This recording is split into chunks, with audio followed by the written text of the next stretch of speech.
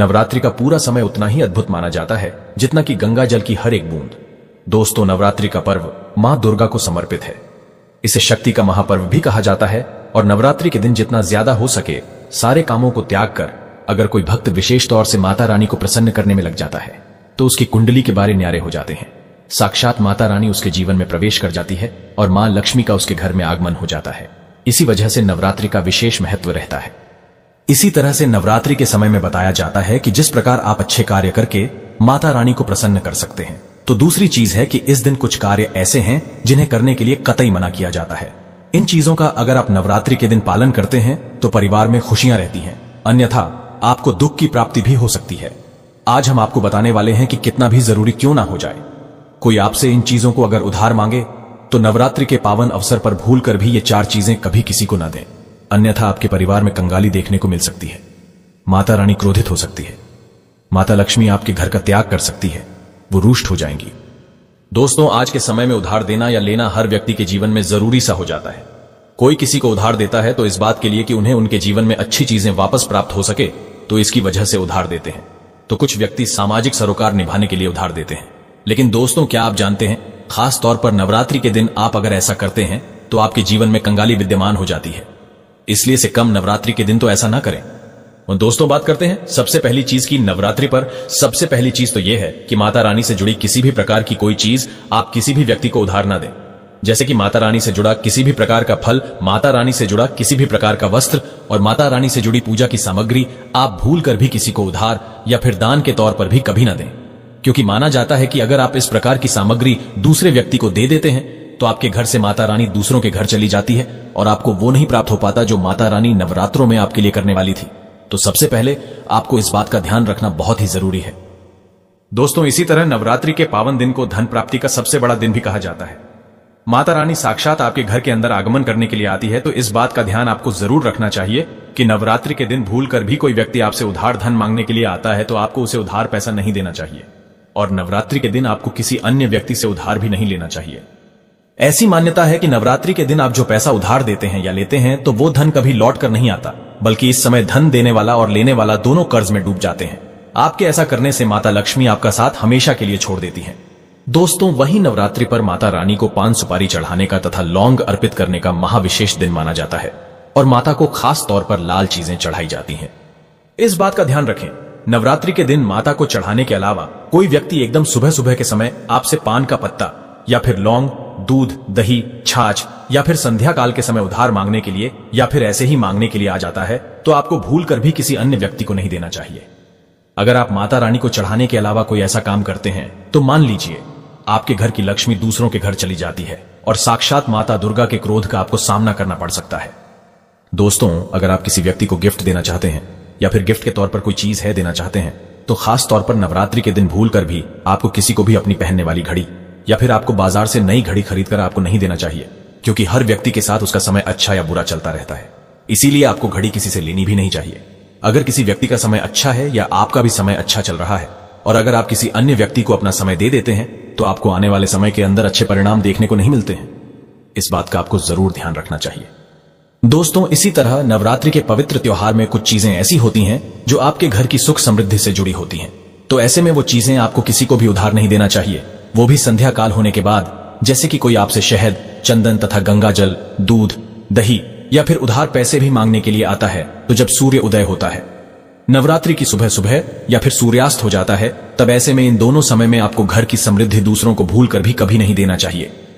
माना जाता है कि अगर आप ऐसा करते हैं तो आपके घर की सुख समृद्धि तथा माता लक्ष्मी दूसरों के घर चली जाती है और वहीं माता रानी भी आपके घर में आते आते वापस लौट जाती है और आपको उसका अच्छा परिणाम देखने को नहीं मिलता। दोस्तों, इसी तरह नवरात्रि के पवित्र समय में आपको उन बातों का ध्यान जरूर रखना चाहिए जो दान पुण्य से जुड़ी होती है। दान पुण्य करना हिंदुस्तान की परंपरा रही है। हर व्यक्ति दान पुण्य करके नवरात्रि के पवित्र त्योहार का लाभ उठाता है, लेकिन खास तौर पर नवरात्रि के दिन आपको 2 प्रकार के वस्त्र ना तो खरीद कर लाने चाहिए और ना ही किसी व्यक्ति से लेना चाहिए और ना ही किसी व्यक्ति को देना चाहिए। इसके अंदर पहली चीज तो होती है काले और सफेद कपड़े। आप विशेष रूप से ध्यान रखें, भूल कर भी किसी सुहागिन महिला को सफेद कपड़े उधार या फिर दान दक्षिणा के तौर पर नहीं देने चाहिए। माना जाता है कि अगर आप ऐसा करते हैं तो उसके वैवाहिक जीवन को यह प्रभावित करता है और उसके वैवाहिक जीवन में दुख आ जाते हैं, तो इसी वजह से इसका ध्यान रखना बहुत ही आवश्यक है। दोस्तों, दान करने के लिए हर कोई आगे आता है। विशेष तौर पर काले कपड़े आप किसी को भी दान के तौर पर या फिर उधार के तौर पर नवरात्रि के दिन नहीं देने चाहिए। इस दिन थोड़े बहुत फटे कपड़े भी दान नहीं देना चाहिए। ऐसी मान्यता है कि अगर आप ऐसा करते हैं तो सामने वाले व्यक्ति के जीवन में कंगाली आ जाती है और देने वाले व्यक्ति के जीवन में राहु दोष लग जाता है और साक्षात माता रानी उस व्यक्ति से क्रोधित होने लगती है। तो इस बात का आपको जरूर ध्यान रखना चाहिए। दोस्तों, नवरात्रि के पावन अवसर पर हम माता रानी से जुड़ी कई ऐसी वस्तुएं लाते हैं जो हमारे घर परिवार के लिए बहुत ही शुभ होती है, जैसे कि मूर्ति आदि। ऐसे में चाहे कुछ भी हो जाए, नवरात्रि के पावन अवसर पर अपने घर से माता रानी से जुड़ी कोई भी चीज कभी किसी को नहीं देना चाहिए। उसे हमेशा संभाल कर रखें, नहीं तो आप कंगाल हो जाएंगे। दोस्तों, महिलाओं की आदत होती है कि जब रसोई के अंदर किसी भी प्रकार का सामान कम या ज्यादा होता है तो अपने आस पड़ोस में मांगने के लिए आ जाते हैं, जैसे कि तेल, घी या फिर अपने घर की हल्दी। ये तीनों चीजें सौभाग्य का प्रतीक मानी जाती हैं। जिस घर में ये चीजें होती है, माना जाता है कि नवरात्रि के बाद उस घर में सुख समृद्धि बनी रहती है। तो नवरात्रि के दिन अपने घर से ही किसी को भी भूल कर भी इस प्रकार की चीजें आपको उधार ना तो देना चाहिए और ना ही किसी से लेना चाहिए। अगर आप ये गलती करते हैं तो देखते ही देखते आपके घर परिवार पर दुखद परिणाम देखने को मिल सकते हैं और आपके घर की सुख समृद्धि दूसरों के घर चली जाती है। दोस्तों, नवरात्रों में कोई ऐसा पौधा भूलकर भी मत दे देना जो धार्मिक आस्था से जुड़ा होता है, जैसे कि तुलसी का पौधा। तुलसी का पौधा अपने घर का कभी किसी को नहीं देना चाहिए। खास तौर पर नवरात्रों में तुलसी का पौधा कभी किसी को मत देना, नहीं तो आपके घर की सुख समृद्धि दूसरों के घर चली जाएगी। दोस्तों, नवरात्रि के दिन अगर आप किसी व्यक्ति को दान देने की सोच रहे हैं तो आप नए कपड़े दे सकते हैं। काले और सफेद रंग को त्याग कर जो आपके अपने पहने हुए और अपने पुराने कपड़े भूलकर भी किसी को भी दान के तौर पर या फिर पहने हुए कपड़े किसी को भी ऐसे ही नहीं देना चाहिए। अगर आप अपने कपड़े किसी अन्य व्यक्ति को देते हैं तो याद रखिए, कपड़ों के साथ साथ आपकी समृद्धि जुड़ी हुई होती है। अगर वो दूसरों के घर चली जाती है तो आपको इस प्रकार का सामना करना पड़ सकता है जो आपके परिवार के लिए अच्छे नहीं होते। इसीलिए इस बात का ध्यान रखें और आप चाहे तो नवरात्रि के दिन कपड़े आप बाजार से नए खरीद कर दे सकते हैं। दोस्तों, ये गलती कभी मत करना। नवरात्रि के दिन बासी रोटी दान नहीं करना चाहिए, ना ही किसी जानवर को खिलाना चाहिए। बासी रोटी हमेशा बासी ही कहलाती है। इसीलिए अगर आप माता रानी की कृपा प्राप्त करना चाहते हैं तो ऐसे में ताजी रोटी तथा ताजे बने चावल ही खिलाने चाहिए। इससे समस्त देवी देवता बहुत खुश होते हैं।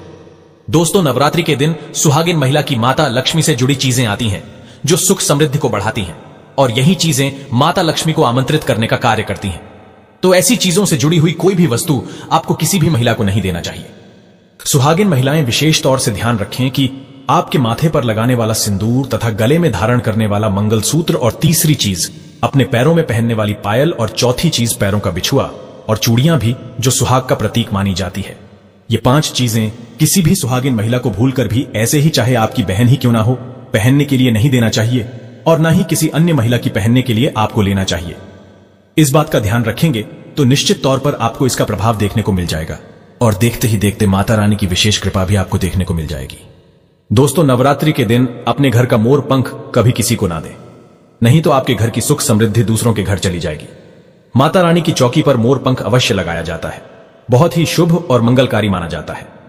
नवरात्रि के दिन मोर पंख उपहार में देने से उल्टा व्यक्ति अपना सब कुछ खो बैठता है। आपका धन किसी दूसरे व्यक्ति के घर चला जाता है, ऐसा ना करें। दोस्तों, आपके बुजुर्ग अगर आपको धन दे गए हैं या सोना, चांदी, रुपया, पैसा दे गए हैं तो कभी किसी को ना दें। उसे आशीर्वाद के रूप में संभाल कर रखें। इससे माता लक्ष्मी बहुत प्रसन्न होती है और आपको धन से मालामाल कर देती है। दोस्तों, जो व्यक्ति अगर नवरात्रि के दिन डेली वाले नमक को दान करता है तो उसके वारे न्यारे हो जाते हैं। माता रानी की कृपा सदैव उसके ऊपर बरसती है। नवरात्रि के दिन नमक का दान हर हाल में आपको करना चाहिए। अगर आपको सुख समृद्धि की इच्छा है और आपको माता लक्ष्मी की कृपा पाना है तो नवरात्रि के शुभ अवसर पर नमक का दान करना ना भूलें। नमक का दान करने से पहले उसमें दक्षिणा अवश्य डालें तथा थोड़े चावल भी दान करें। नमक का दान सर्वश्रेष्ठ और मंगलकारी माना जाता है। आप रातों रात अपना भाग्य बदल सकते हैं। दोस्तों, अगर आप वाकई में माता रानी से प्यार करते हैं तो कमेंट बॉक्स में लिखे जय माता दी। माता रानी आपकी सभी मनोकामना अवश्य पूर्ण करेंगी। मां के लिए एक लाइक तो बनता है।